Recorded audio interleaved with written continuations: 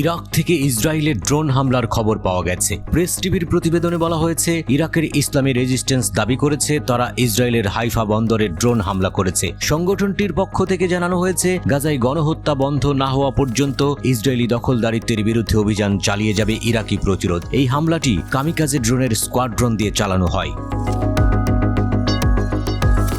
ইসরায়েলের সামরিক বাহিনী জানিয়েছে, তাদের সেনারা পূর্ব দিক থেকে একটি ড্রোন আসতে দেখতে পায় এবং সফলভাবে আটকানো হয়, ফলে ড্রোনটি ইসরায়েলের ভূখণ্ডে প্রবেশ করতে পারেনি। এর আগে ইসলামিক রেজিস্ট্যান্স ইসরায়েলের বন্দরনগরী ইলাতে গুরুত্বপূর্ণ লক্ষ্যবস্তুতে ড্রোন হামলা করেছিল। গত জুনে ইসরায়েলের গুরুত্বপূর্ণ লক্ষ্যে ড্রোন হামলা চালানো হয়। জুনের শুরুর দিকে এসব হামলা চালানো হয়েছিল।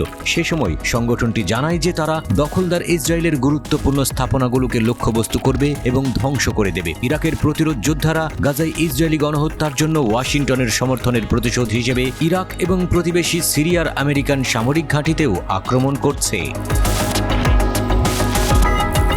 আগস্টের শেষ দিকে হাইফার অ্যালন ট্রাভর ইন্ডাস্ট্রিয়াল পাওয়ার স্টেশন লক্ষ্য করে ড্রোন হামলা চালায় ইরাকি গ্রুপটি। এই হামলাগুলো গাজায় ইসরায়েলি বাহিনীর হামলার প্রেক্ষাপটে ঘটেছে। 7 অক্টোবরে হামাসের আকস্মিক হামলার পর ইসরায়েল গাজায় অভিযান শুরু করে, যা প্রায় 10 মাস ধরে চলমান। গাজায় ইসরায়েলি আগ্রাসনে এ পর্যন্ত 40,819 জন ফিলিস্তিনি নিহত হয়েছে, যাদের অধিকাংশই নারী ও শিশু। আরও 94,291 জন আহত হয়েছে। যুদ্ধে 1.7 বিলিয়নেরও বেশি ফিলিস্তিনি অভ্যন্তরীণ ভাবে বাস্তুচ্যুত হয়েছে। চলমান এই গণহত্যার প্রতিবাদে ইরাক, ইরান, লেবানন, ইয়েমেন সহ মধ্যপ্রাচ্যের বেশ কয়েকটি দেশের একাধিক রাজনৈতিক সংগঠন ইসরায়েলের বিরুদ্ধে যুদ্ধ ঘোষণা করেছে এবং লাগাতার হামলা চালিয়ে যাচ্ছে। সংগঠনগুলো বলছে, গাজায় গণহত্যা বন্ধ না হলে ইসরায়েলকে লক্ষ্য করে হামলা চলতে থাকবে।